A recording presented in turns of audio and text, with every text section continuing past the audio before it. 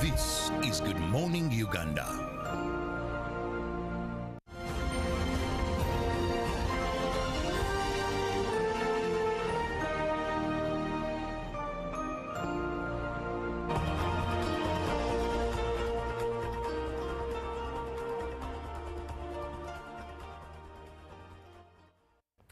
Good morning, Uganda. Welcome back from the business desk with Joan. It's time for the agenda. And this morning, still looking at back to school, but in particular, looking at a topic, a conversation that is rarely addressed, rarely uttered, rarely talked about. And you wonder why. But this morning, we are talking about it. And that is the quality of sleep for learners. School administrators must observe quality of sleep for learners. 0709 602 592. It's the WhatsApp number by text that you can engage and be part of this conversation. You were once a learner.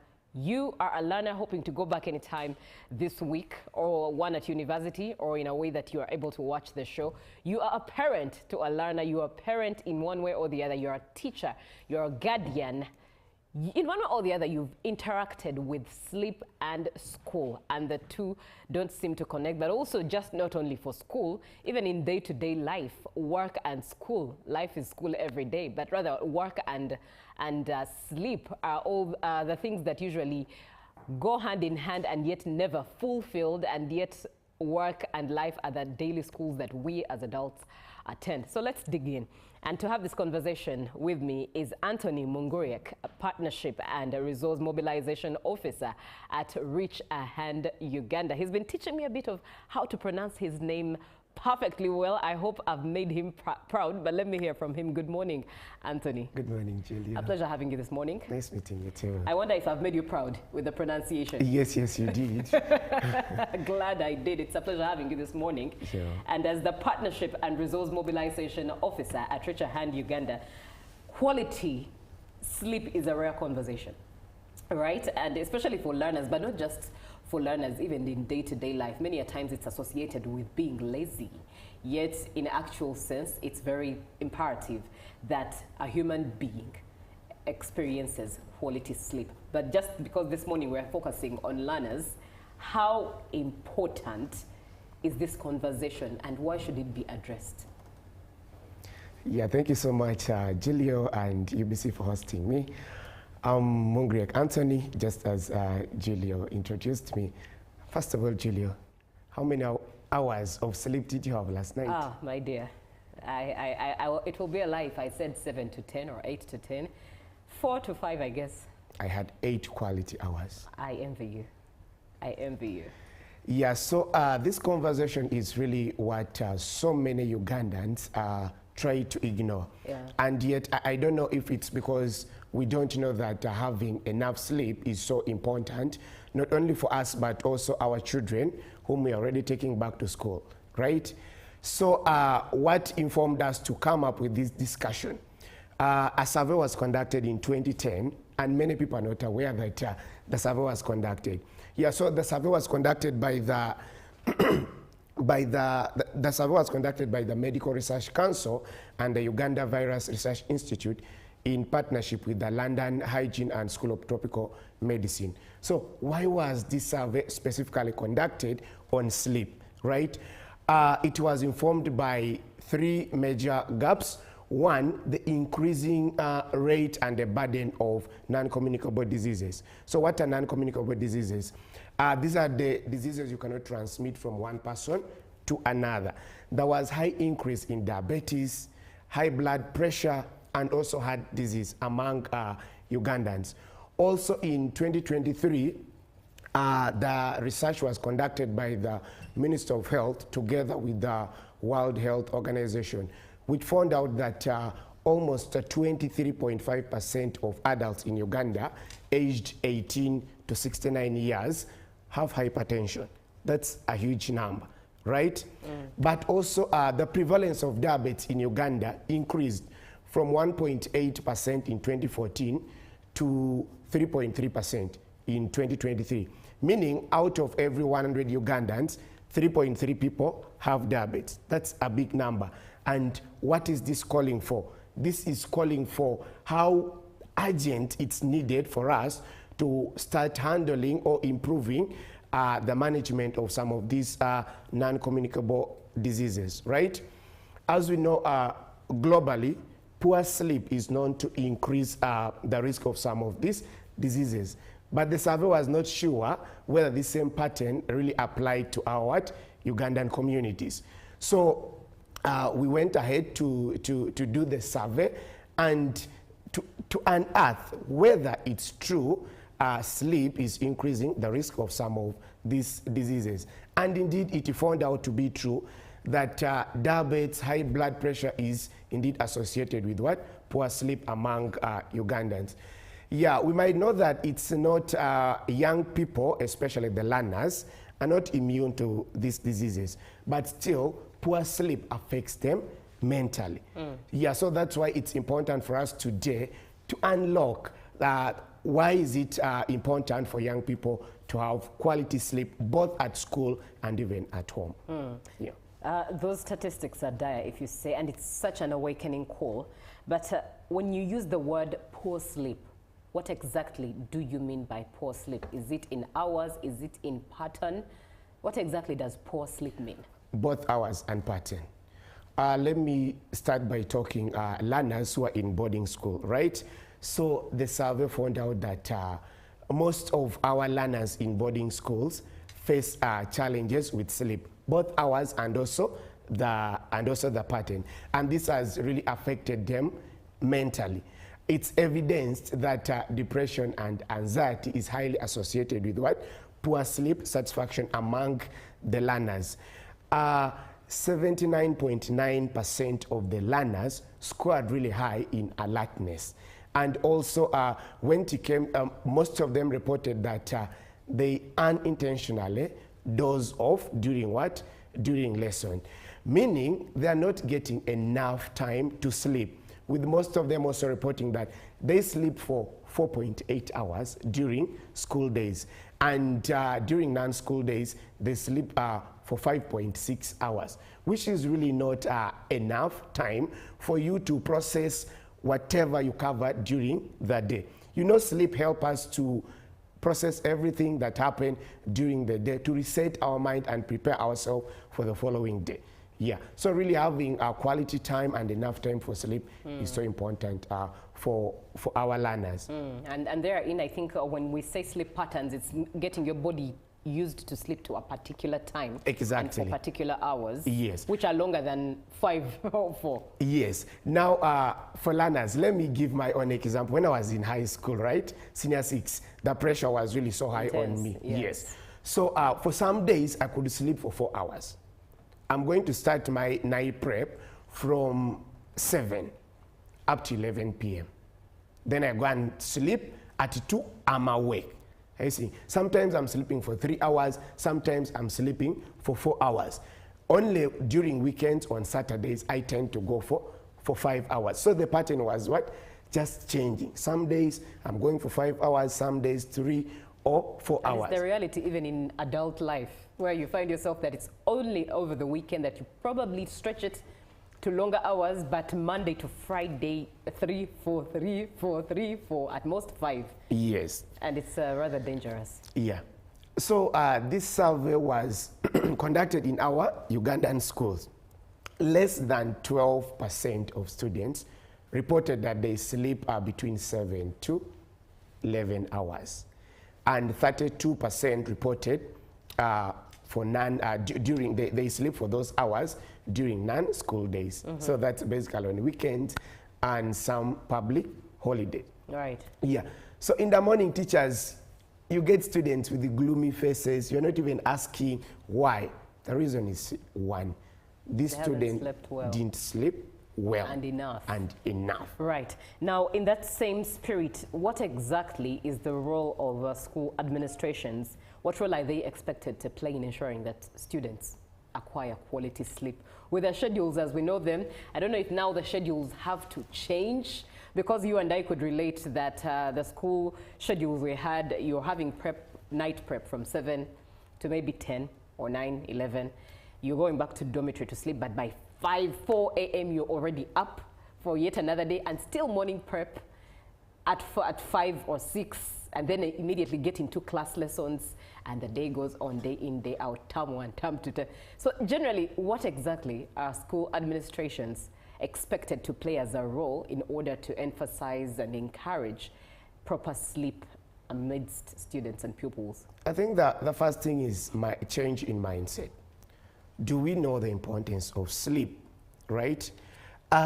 Some of the students reported that even the teachers, there was that knowledge gap on the importance of what? Of sleep. They are considering sleep to be a luxury, waste of time, and an old concept, which is not true, right? And also some students say there was that misinformation, yeah, that sleep is meant for only adults. As for them, the students, they need to focus on building that future for themselves. So the school administrators need to know that sleep is equally important. In my school, we had students, they could read for so many hours, but still they're not performing. Why? Right? They're not having that adequate sleep to prepare their minds to start reading the following day. You might force a student to go and read when he or she is sleepy. Trust me, that student is not going to capture anything. So we need to know that sleep is equally important and adjust our timetable. You cannot force someone to read for over 5 hours. You will be lying. Yes, I might go with a book, right, and pretend that I'm reading when actually I'm not reading. Why don't they do the preps for 2 hours and let the student to have enough sleep? If you can't go up to 8, at least 7, right? So the administrators need to revise their timetable first of all, to ensure that these students are having enough sleep to prepare their minds for the following day. Right. Yeah. And when you talk about pretending, you're reminding me of the trend of the Peter Pan syndrome on the internet. Clear pretense out of no sleep. We're talking about school administrators observing quality sleep for learners in schools. And it's a conversation we're delving deep into, a rare one at that, but very important. So be part of it, 0709-602-592, by text, WhatsApp, and share your opinion, your question, your experience at that. Hi, my name is Makerere Adimon from Kasese Municipality. It's good to hear from you, Adimon. It's been quite a minute. And you say, I find it a form of physical child abuse to wake children up as early as 4 a.m. to board school vans to school. Isn't there anything in the education ministry and line agencies that can do to safeguard, children against this maltreatment? Indeed, it's a very, it's very worrying, very worrying. This is a very worrying observation. School, on my way to work, I usually see school vans at that time. As an adult, I'm making it to work. That may be nursery school, P1. He or she is in a van. And the most amazing thing is that when they reach school, they don't study. They go straight away to sleep. Yes. Yeah, most of them go to sleep. Yes. So why do you wake them as early as... disturbing their patterns. Yes, 4 a.m. Yes. Why don't you leave them to have that enough sleep from home? Wake them up at 7 because classes are supposed to start at 8, right? So why do you wake them at 4? Indeed. Yeah. In that same line, now let's look at the balance. I mean, even as adults, it's quite the hard paper. You have to achieve, but sleep is also important, and you're caught up between a rock and a hard place. How are schools, or how do you suggest schools can balance academic demands with students' need to rest, especially at a time like this where schools have reported a week late? They were supposed to report on 2nd February, but have reported on the 10th. How do you advise the balance is stricken? So I think early preparation matters. Some teachers, when schools start like this, they're not going to school, they're not going to have their lessons. They're waiting when the term has reached, when the student reach mid of the term. That's when they start giving student notes. They start telling them, I'm coming at 6 a.m. to have lessons with you. So these teachers should start planning early and prepare the students early. The term has just started. Why don't we have the timetable from 8, right, up to around 4 p.m. for lessons? let the students to rest. And with breaks in between. And with breaks in between. From 4 p.m., let the student to rest up to like 6 p.m. Then 7, they go and start doing what? Their preps. 7 up to 9, right? For 2 hours, enough. Or 4 hours, 3 hours maximum. They do their preps. At 10, they're already what? In bed, sleeping up to 5. Yeah, with that, students are going to have enough sleep. So now one would wonder, yes, if anything, actually most schools could have a general superficial arrangement such as that. But you find that there's the pressure academically of performance where one has to perform to maintain an A stream. One has to perform to maintain the school that they're in so that they're not chopped out of school because of poor academic performance. And that's why the extra effort of the student comes in, where they go for extensions, winter, you know, all these extra activities away from the school timetable. Now, where is the balance for the student? Because if you sleep anyways, one thing for sure is you won't have that time to read, to revise your notes. Some prep times are also consumed with lessons. How would you advise a student in there? Yeah. Because the school, it's easy for the school to say now that's on, that honors is on the student and not us. Yeah, that's why now it's important for the teachers to also follow their timetable so that they don't affect the time for preps. If this time is strictly for preps, let the students who go and read. Don't come and start fixing in lessons during that particular time. So let it strictly be for the preps. Then also what some other schools do, right? For students, some like candidates classes are given 1 extra hours. So instead of going for extracurricular activities like sports for 2 hours, you only go for 1 hour. Right. You use that 1 hour from 4 to 5 p.m. for your extensions. If you go and read for that 1 hour. But sometimes it's not all about over reading, right? You need to read smartly. In my school, we used to have 2 categories of students. One, we used to call them the Jawis, and one, the Potters. So you know, for potassium, the potter comes from potassium. It's ranked highly. So the Potters, they don't read a lot, but they perform. The Ace, yes. Yes. The Jawis, you don't read, you're not going to perform. Yes. Yes. So for the Jawis, what they do, some of us are going for sports. The Jawis are going to utilize that 1 hour to read. So if you start utilizing that 1 hour from Feb up to November or October when you're starting your papers, trust me, it's going to make a very big difference. Yes, as you also balance with your sleep time. At least if you cannot go for 8 hours, sleep for 7 hours at least. Minimum flow, 7 hours. 7 hours. Interesting. Yeah. We are having this conversation. Back to school for term 1 is on. Term 1 opened yesterday, and I believe if you did not report yesterday, you're reporting either today or into the week and next week as term 1 settles in.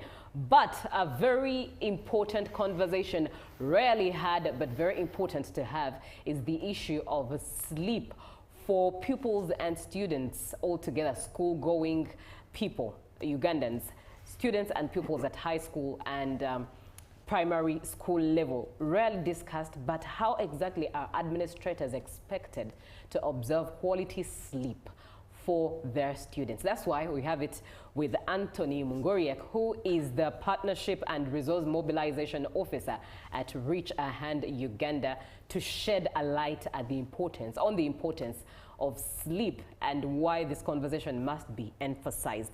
Let's talk about homework. What's your view on homework? Homework is good. It's given to keep the students or pupils busy or occupied in the evening hours. In most cases, for their pupils or students, you get that if they are not given homework, some of these pupils, they reach home, straight away they're going to their tablets. Straight away they're going to what? To their phones. So the homework is given to occupy them for a certain period of time. That when you reach home at 5, relax. At 7, as you're waiting for supper, right? Do this homework. In most cases, it takes them like 1 hour. So if these pupils is supported by a parent to do the homework for 1 hour, maybe from 7 to 8 or 8 to 9, they have their supper and then go to bed. But again, for our day students, right, we have the social cultural factors affecting them. mostly our girls. She will reach home at 6. The mother is not at home. The mother has gone to the market to also look for money to pay school fees and other things. So this girl will run to go and fetch water, come and start cooking for the family. Yes. By the time she finishes the cooking, it's already 9. After that, she remembers, I have homework to do, or I have papers tomorrow, right? She has to go, instead of going straight to bed, mind you, she's exhausted as well. She has to first read or do the homework for 1 or 2 hours. Some of them even stay awake up to 1 a.m. And yet, from 1 a.m. she's going to sleep. At 5 she has to be awake, preparing for what? For classes the following day, right? So yeah, the homework that is given should also be, the teachers need to be mindful of the time. Don't give a pupil or a student the homework that is going to take the whole night. Let it be something that is going to take 1 hour maximum, to give the student time to rest as well. Yeah. And also for our girls, menstrual pains also affect their sleep pattern, right? They experience this pain. Instead of she goes to bed, that today let me try as much as I can to sleep at 10. But due to the pain, she will end up sleeping at 1. Yeah. We are looking at the issue of sleep deprivation, especially amongst learners in Uganda. Be part of the conversation, 0709 602 592. Text, WhatsApp, and get into the conversation. Be part of it as well. Anthony, what are the signs that a learner is not getting enough sleep? Yeah, so the research, according to the research, some of the learners reported that they unintentionally doze off during lessons. Right. Yeah, and also some of them, they use the short break. Like the morning break is usually 30 minutes. You get a learner running straight to the dorm to go and take a nap for the 30 minutes. Then some of them also using what? Free periods to go and have a rest, to cover what they have lost during the night. You will get some of them are very stressed. A student is having a gloomy face. What's the issue? It's, I didn't have enough sleep. But some of the teachers don't notice that. And as a result, it affects their mental health. You get the students are depressed, having anxiety, not because you're not feeding them well, not because the school fees has not been paid, but it's because they are not satisfied with the hours of sleep that they are getting. And that's very profound at that. Now, let's look at the matters discipline in schools or even at home, you know, picked from school to home, but school environment and school term experience. Do you think sleep deprivation can easily cause indiscipline in a student? Yes, it does. How so? Let me give you an example. In my school, my former school, right? They come to wake you up at 4 a.m. The generals will say, I'm not going, right? You forced us to read up to 11 p.m. and you're waking me at 4 a.m. I am not going. So they remain in dorms sleeping. When the teachers come, some of them even confront the teachers that, you know, what you're doing is not right. I cannot sleep only what? 4 hours and expect me to go and read. And as a result, they become so indisciplined. Some of them even start like fighting teachers. Leave me, teachers are pulling them, move out, I'm not going, move out, I'm not going. And at the end, disciplinary committee, right? True. When actually it's a simple thing that when teachers sit down, can we evaluate, are they getting enough sleep? Really is 4 hours enough for this particular student? I don't need to read for 8 hours, right? To capture everything that has been taught. Just as I said, force me to read for the whole day, from morning to sunset. I will pick the book, pretend I'm reading, when I'm not. Reading, but when I'm doing it willingly, right, within 2 hours, I'll capture what needs to be captured. Yes, what needs to be captured. And if you think about it, even in the adult life, if you do not have enough sleep, your mood is really agitated, except that as an adult, you know, by the grace of God, there's that emotional maturity that you've collected in the line of growth that helps you curb the agitation and not affect other people. But now you can think for a child, a pupil, a student at that age, they don't have that emotional maturity to think when to say, not to say, when to keep quiet, when to walk away. They'll just immediately flip in that moment of altercation with teachers. Yes. And it's so profound at that. Sleep deprivation indeed causes indiscipline in schools. Good morning. This is Fina from Bushenyi. That shouldn't be even a conversation. It should be a law. These kids experience a lot of pressure, especially from the school administration. This should be discussed nationally. Kids are here slowly becoming zombies. Please widen the conversation. And on that note, giving flowers to Anthony, thank you so much for coming through and educating us as Ugandans, enlightening us, because as you can see, Fina from Bushenyi, it's a rare conversation, and yet it should indeed be a law.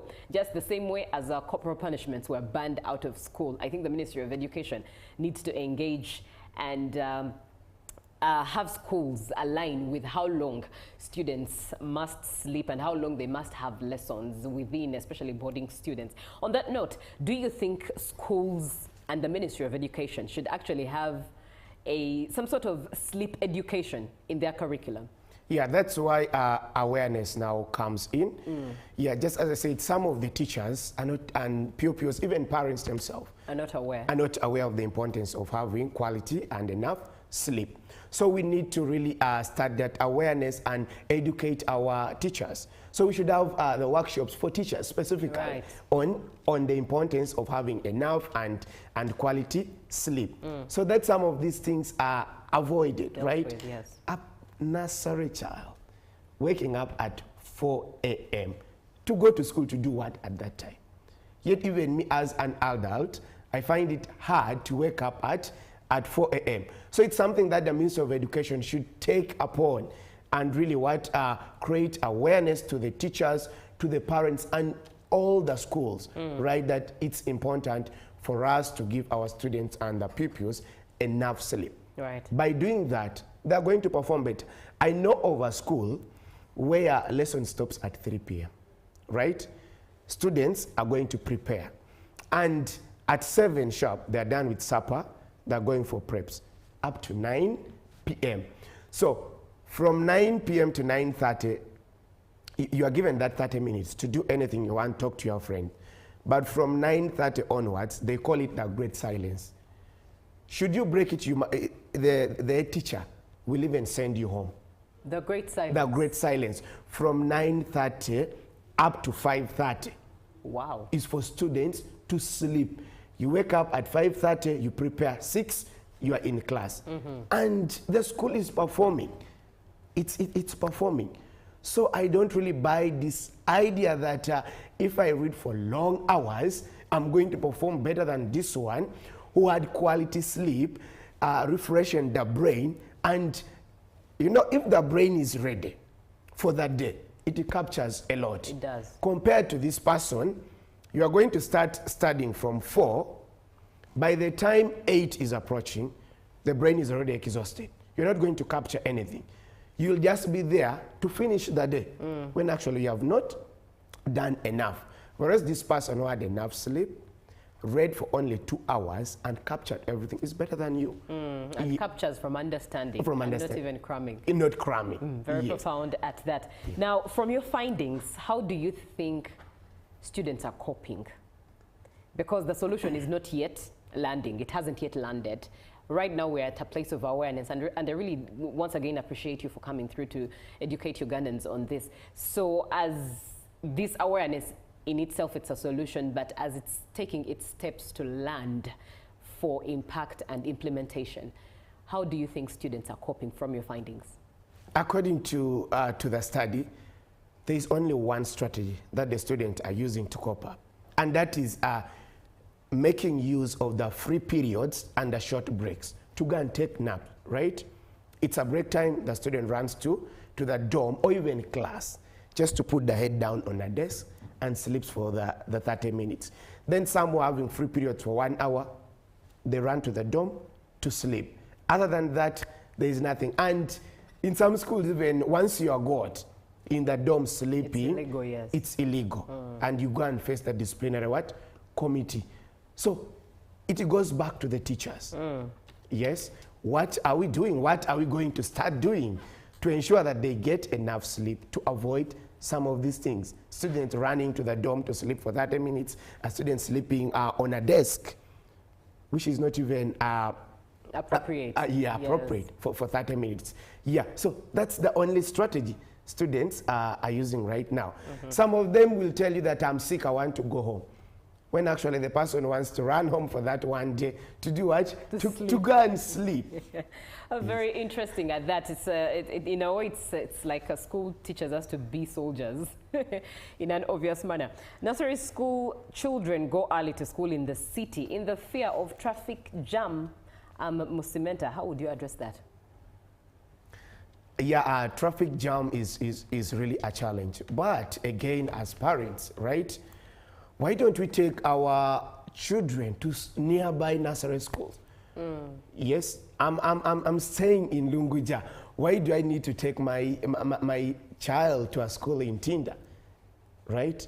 If we try to locate some of the good schools within us, it's going to help us to avoid some of these things. Yes, and you get these ones are moving at 4 a.m. that they want to watch to avoid the jam so that they reach school at 7. But why don't we first make use of the schools that are nearby? You cannot tell me in the whole of Lunguja you'll fail to get a good nursery school. Why do you need your nursery child to go to that school in Tinda? You know, someone comes through with I would call it a PTSD of some sort, but it's important that we address this as well. And these are the words of the author of this message. And I hope also teachers can come through as quickly as possible before we close this conversation. But teachers are hypocrites. This is their statement. In my years of learning, they only cared about marks, nothing else. If you failed, you are a failure. You were regarded as a failure in life. Yet at the end of the day, we all end up jobless after wasting time in school, paying bills. Ugandan education is a scam. Thank you. I see your username is X on WhatsApp. How would you speak life and encouragement to the author of this message? Well, to some extent, I think the author is right. But now the government has come in with a change in our curriculum, which is now we should not only look at what? At marks, right? Initially, even, the teachers, if you don't perform well, if you don't score highly in you don't score 90s, 80s, 70s. You are caned. You are caned. Yes. You are dull. Some schools, by the way, the cream de la cream are separated from those who don't perform well. Actually, which also affects them. Yes, mentally, because some of them would even have towards UNEB, where this child studies from, say, S1 up to S4 first time. But as registration is going on during mocks, it's when they take out the cream that will carry the school's banner for S4, and then those that probably fail to reach the target point are registered in another school. So this student actually studies in that school for all the 4 years by studying, but on that UNEB slip, their registered school under which they sat their UNEB is a totally different school and chosen by this school, which is, I found that utterly demoralizing. Yeah, but I remember when I was in my Form 6, a parent took a school to court, So the girl was registered in another school. They gave a reason that she's not performing well enough, but still they decided to push her to Form 4. She's going to study in that particular school, but sit exams elsewhere. Yes. So as they say, UNEB is a miracle center. The parent was like, should my daughter even get 2nd grade? I'm taking people to court. And when results came, she had a first grade. I see.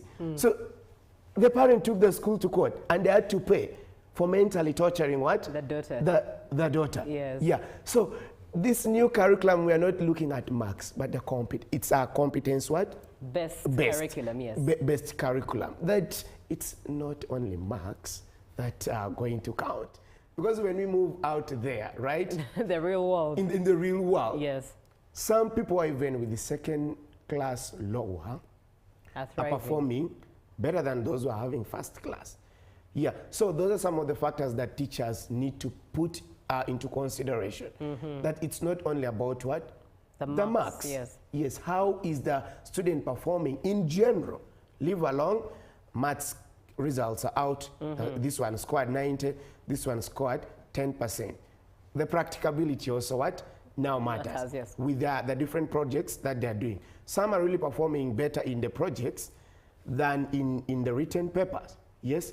You get a student is even paying, some of them are paying their own school fees, by the way. They are getting out to do poultry at school, and at home they are practicing it. I know of one student who is having more than 150 birds right now. So the parents are actually using his own birds to pay his school fees. Amazing. Yes. Now, if that's, if even you as a parent, if the teachers come that your child scored 15% in maths, and when you know when it comes to the practical world, the child is thriving. So teachers don't need to only look at the marks, but also the competence. In other words, school must get us an education and not just the knowledge. Good morning, UBC. My complaint is that at our school, we sleep at 10 p.m. and wake up at 4 a.m. for morning preps. 4 a.m. we wake up at 4 a.m. for morning preps. But students end up sleeping in class whenever the teacher is teaching. How can we really fight this?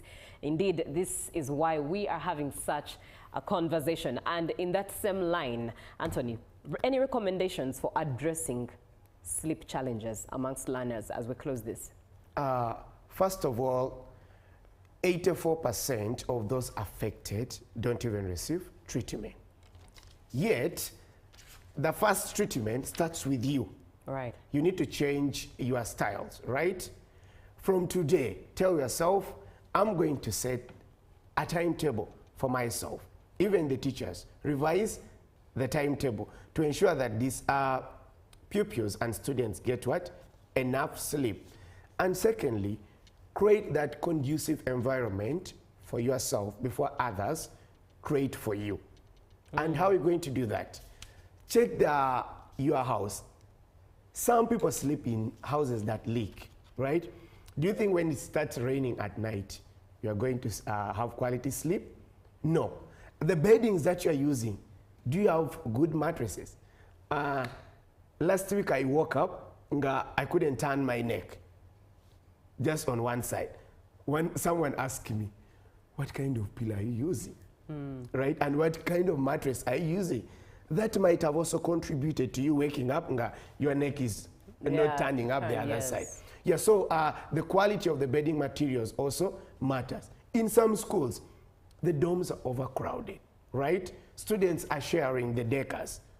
Like even the mattresses, 2 on 1. Trust me, and you know those deckers, they're not that large. So they're not going to have what? Proper sleep.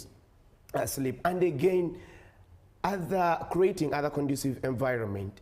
For example, the day students reported that you go back home, parents are watching, right? You're telling them, reduce the volume. They say, we are finishing the news.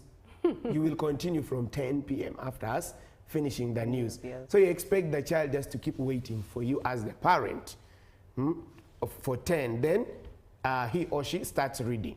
You're affecting their time. Let us really consider our pupils as well. Then they also reported that some of them are staying near factories. These factories are operating for 24 hours. So the noise is constantly coming. The person sleeps for 1 hour, he's awake in the next hour. Sleeps for 2 hours, he's awake in the next hour. So as parents, we need to ensure that the environment we are creating for our children should also be conducive and support their sleep. And again, screen time, right? For day. For boarding, somehow, they don't have access to the phones by that time. But for day student, someone comes, I missed my phone, for a long time, right, the whole day. So I'm going to make sure I catch up with the WhatsApp messages.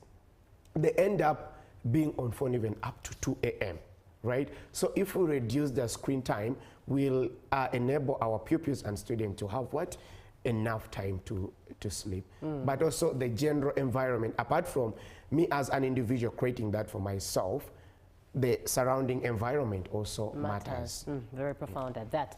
Thank you very much, Anthony Mongoriak. He is the Partnerships and Resource Mobilization Officer at Reach a Hand Uganda. He's been discussing with us matters sleep deprivation, how school administrators can observe and must observe sleep quality of learners, as it is term 1, which started yesterday. This can start as early as now, so that at the end of the year, the UNEB results recognized are those that are flourishing out of something as simple as sleeping for 8 to 10 hours a day. That's it for this conversation.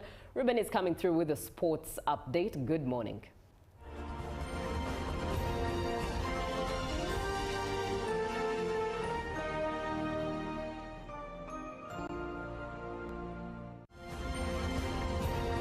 Live from UBC Studios in Kampala, this is Good Morning Uganda. Exercise can't be sustained. Eating can't be stopped. It's even harder to lose weight. Come and give it a try. Genshikang L-carnitine chromium capsules. Plant extract, scientific ratio. Take 3 capsules each time. The active ingredient accelerates fat burning,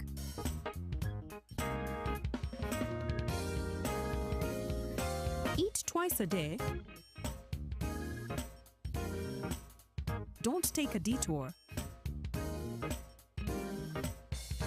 Weight loss starts now.